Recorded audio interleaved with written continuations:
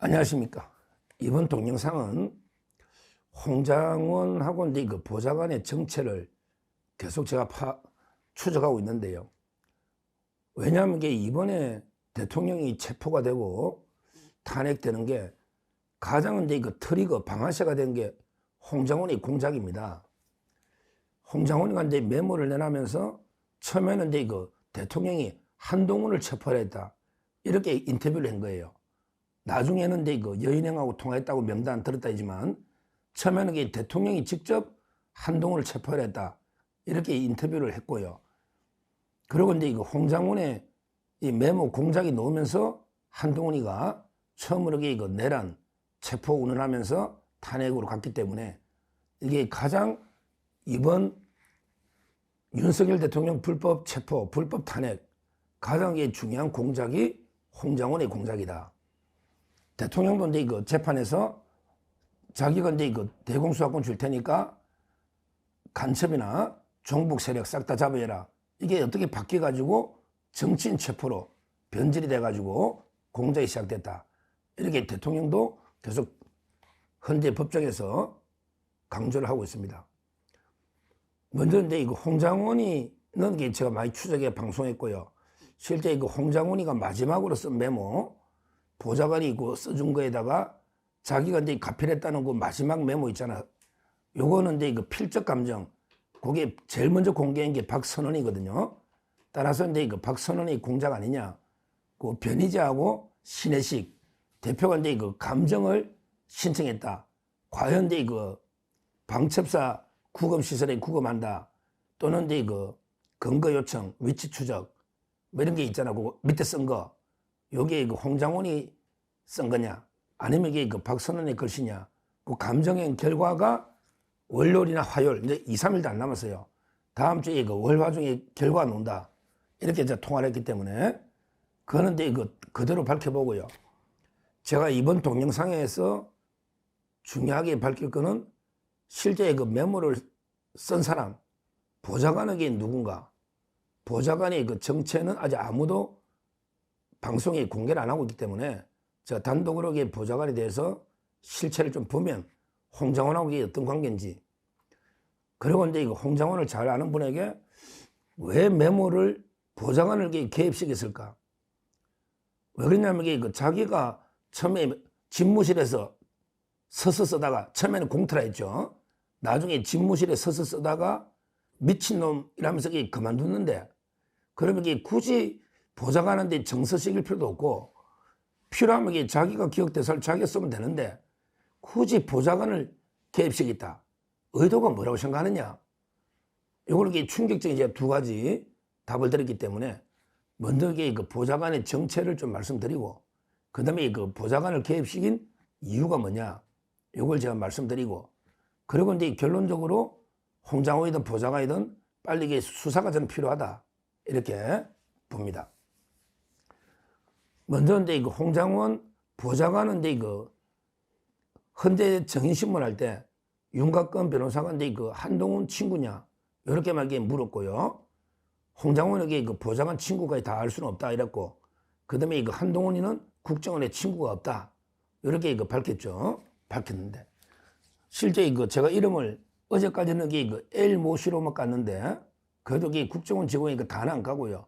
오늘은 이제 2호 땡 두 자리 깝니다. 보좌관은 2호 땡 이름을 완전히 말하지는 않겠습니다.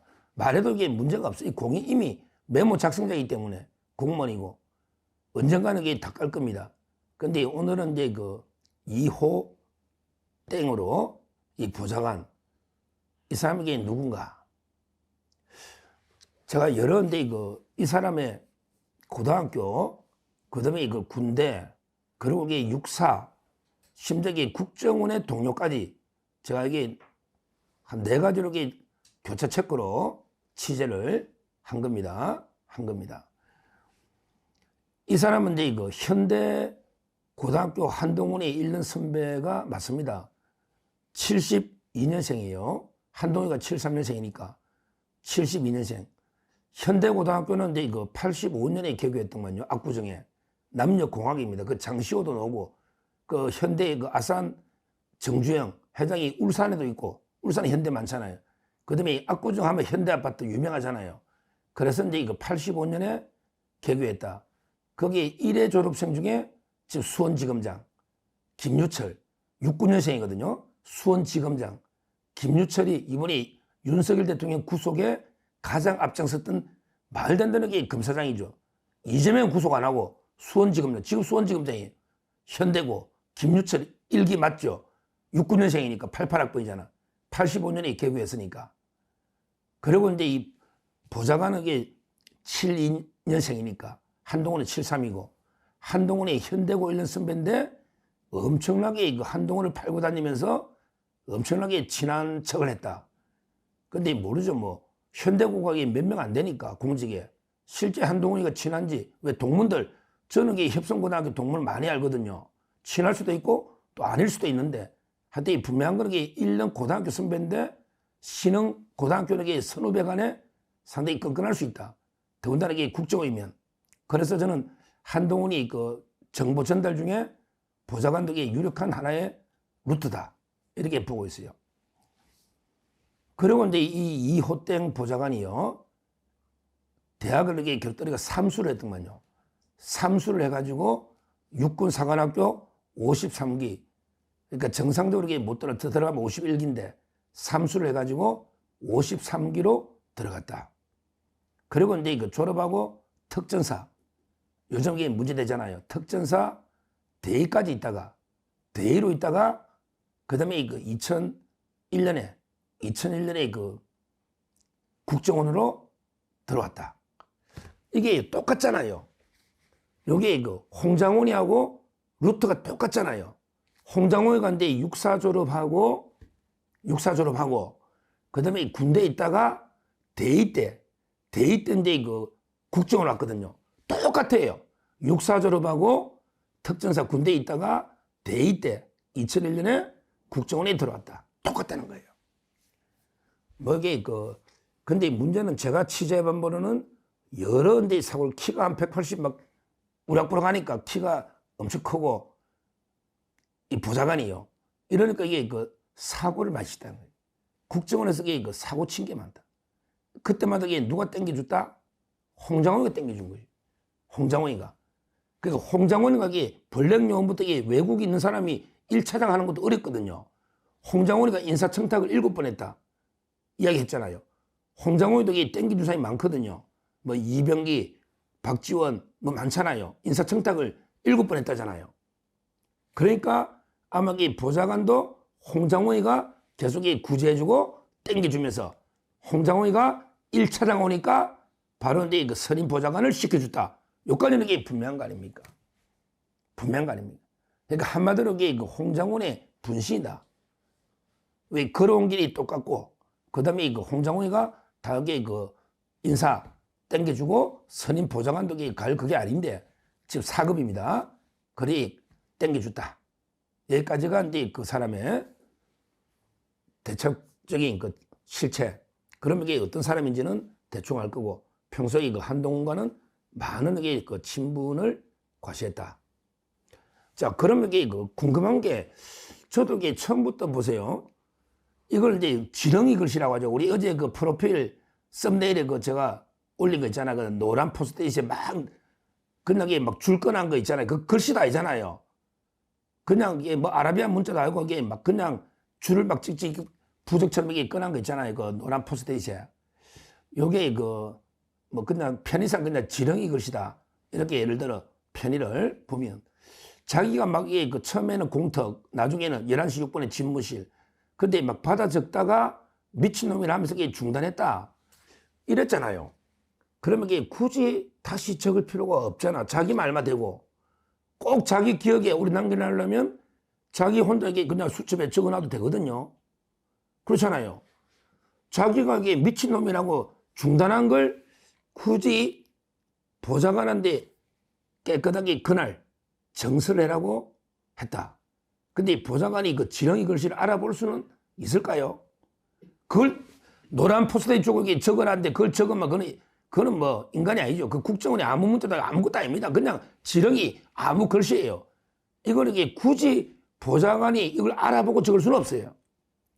그러면 이게 그냥 홍장호 지가 적으면 될 걸 보장하는데 받아 적으라 했잖아요. 그러면 이게 노란 포스터하고 받아 적은 2개 있죠. 근데 그 다음날은 재밌는 게요. 그게 2개가 있어야 되는데 지금 있잖아요. 처음에는 버렸다 했다. 그것도 거짓말이죠. 근데 그 다음날 오후에 보좌관 보고 야, 너 머리가 좋으니까 네 기억을 되살려서 새로 한번 적어봐. 이랬단 말이야. 메모가 2개 있는데 새로 한 게 네 머리 좋으니까 기억을 되살려서 네 기억대로 한번 적어봐. 그걸 받은 게 이제 조작인 거. 그게 이제 가필이 박선호인지 홍장호인지 가필이잖아요. 2번이나 이게 보장하는데 적으라 한 이유가 뭘까? 제가 이거 홍장호를 평생 잘하는 사람한테 이거 추리를 좀 제 머리로는 이게 납득이 안 되잖아요. 그 사람 말이 저는 일리가 있다 보는 게요. 어떻게 추리했냐? 2가지로 추리하는데 저도 이게 일리 있다 봐요. 처음에 그 굳이 멈춘 걸 보장하는데 적으라는 거는 바로 이게 그 첫째 이유가 처음에 적으란 거는 정인을 더 확보해라는 거예요. 야, 내 말 들은 거 아니야. 내가 듣고 이게 바로 보좌관이 또 적어서 보좌관도 이게 옆에 적었기 때문에 이거는 이게 내 혼자만 여인행을 들은 게 아니야. 이런 식으로 이게 정인을 통해 자기 말의 신빙성을 좀 높여보자. 이런 게 공작을 많이 하거든. 내 혼자 들은 거 아니야, 통화. 근데 보좌관이 적었잖아. 그러니까 그때 그러니까 명단이 근거가 있는 거야. 이런 식으로 뭔가 이게 정인을 더 확보해서 자기 말의 신빙성을 올리겠다는 이런 게 흔히 쓰는 수법이란 거예요. 적게 한 게, 처음에 적게 한 게. 그 일리가 있다 봐요. 굳이 보좌관한테 적을 할 이유가, 지가, 근데 지 혼자밖에 다 적은 게 없으면 누가 이게 믿겠느냐고. 너 공작 아니야? 의심할 수가 있잖아. 근데 보좌관이 옆에서 듣고 처음에는 박선혜가 뭐랬어요? 통화하는 거 보좌관이 듣고 적었다 했다고. 그러니까 새로운 정인이 있으니까 통화하게 믿을 만하다. 이런 식으로 그 신빙성을 높이려고. 근데 그 밑에 가필한 거는 보좌관 관계도 없거든요. 근데 사람들이 그걸 분리할 줄 모른다고. 전부 보좌관이 있을 때 쓴 걸로 전부 다 믿어버린단 말이야. 요런 게 의도 하나가 처음에 보좌 쓴 게 있었다. 이렇게 추리를 해요. 근데 그 다음날이 더 재밌어요. 더 그분 이야기는 그 다음날 명단을 이게 있는데도 안 보여주고 네 머리에 기억을 되살려면 써봐. 막 이랬잖아. 12명, 14명, 16명 많잖아. 요거는 이게 왜 그랬을까? 물론 이제 그 다시 보좌관이 써가 거기에 가필해가 이제 박선생이 주려고 뭐 했겠지만 왜 이거는 이게 다시 보좌관한테 기억을 되살려서 했을까? 만연하게 그 공작이 실패했다. 그래서 이게 명단이 전에 틀리다. 이럴 수가 있잖아요. 실제 여인영 사령관에게 그 위치 동향 파악을 부탁했는데 명단이 전혀 틀리다 했거든. 틀릴 수 있지. 왜냐하면 이게 상대가 어떤 명단이 있는지 모르잖아. 그러면 이게 만약에 홍장호의 지가 다 쓰면 야, 니 왜 이 사람 추가해서? 야, 너 이게 판사 왜 추가해서? 예를 들어 이게 정청래 없었는데 왜 추가해서? 이런 식으로 이게 자기 책임이 생길 수 있죠. 왜 여인영의 명단과 홍장호에게 들은 명단이 다르다는 거거든요. 이럴 때는 이게 책임을 누구한테 떠넘긴다? 바로 이게 보좌관한테. 아니, 보좌관이가 지 기억 되살려고 보좌관이 주었기 때문에 이거는 이게 내 책임이 아닙니다. 명단이 틀리더라도 이거는 이게 보좌관 책임으로 떠넘긴다. 요게 홍장원의 주특기래. 자기가 뭘 이렇게 해놓고 밑에 사람 식에서 잘못되면 밑에 사람한테 책임을 떠넘기버리는 거예요. 명단이 잘못된 게 나중에 밝혀질 수 있잖아요. 또 상대가 녹음이 됐을 수도 있고.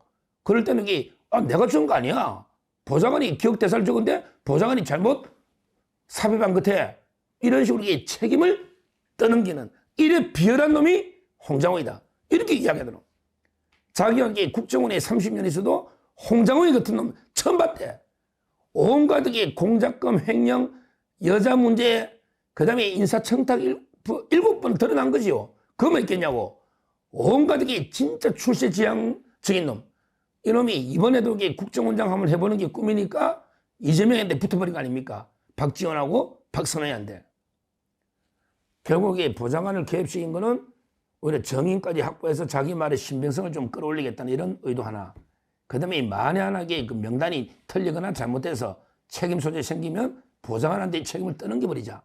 이런 게 비열한, 보좌관도 이게 불쌍한 거죠. 이런 게 2가지 의도다. 저도 이렇게 평가를 합니다.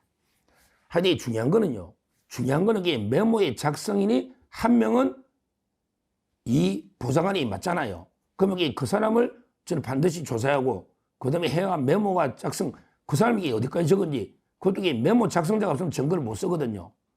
반드시 이호땡 보좌관은 그 정인을 다시 헌재에서 부르든지 아니면 수사관에 수사를 해서 그게 그 경위라든지 이게 본인의 그 맞다는 거 뭐 맞게 보이지만 왜 그렇게 했는지 어디까지가 본인인지 동그라미 이런 건 아니라는 거 아니에요. 이런 걸 이게 정확하게 조사를 해봐야 된다. 이 문제 하나. 그 다음에 그 아까 말한 변희재나 신해측식 하고 있는 그 박선원 글씨냐 홍장훈 글씨냐 이 문제 하나. 이게 안 밝혀지면 증거로 쓸 수 없다. 물론 이제까지 홍장훈이 말이 한 번도 진실이 없다. 왜냐하면 이런 걸 거짓말을 장소와 시간을 이렇게 거짓말 하는데 그 내용인들 믿을 수 있겠어요? 앞에 게 다 거짓말 하는데 뭐 방첩사 구금한다, 뭐 이게 근거 요청, 위치 추적 이런 거 믿을 수 있겠어요? 당연히 믿을 수 없다. 결국 이번 사태의 가장 공작, 최초의 공작이 홍장훈, 한동훈의 공작인데 이 공작 자체는 총체적인 허위로 도저히 믿을 수 없는 이런 게 공작에 대통령이 당한 겁니다. 당한 거예요. 지금이라도 아직도 아직 시간이 많아요. 아직도 선고시까지도 시간이 많고요. 지금 헌재돼 있고 또 수사도 있으니까 빨리 검찰은 압수하고 홍장훈과 보좌관을 수사를 하고요. 헌재도 그 보좌관 정도는 다시 한번 그 정인 불러서 안 그러면 뭐 지금도 메모는 증거능이 없다고 지금 보통 보고 있는데 증거능도 없는 게 거기에 우리 국민이 속아서 당해버렸지 않습니까? 한동훈하고. 따라서 실제 그 두 명 하고 이제 그 한동훈이 어떻게 알게 된지 그 연루 의혹까지 요거는 다시 한번 규명이 되고 오늘 제가 최초로 이름 두 자를 까고 그 다음에 국적으로 어떻게 들어온지 그 쭉 이력을 까고 왜 홍장훈이는 보좌관하고 같이 공작을 했는가 그 이유까지 그 이유는 그 제가 취재나 추리고요. 앞에 말한 보좌관의 그 그런 이력은 팩트다. 이렇게 말씀드립니다. 감사합니다.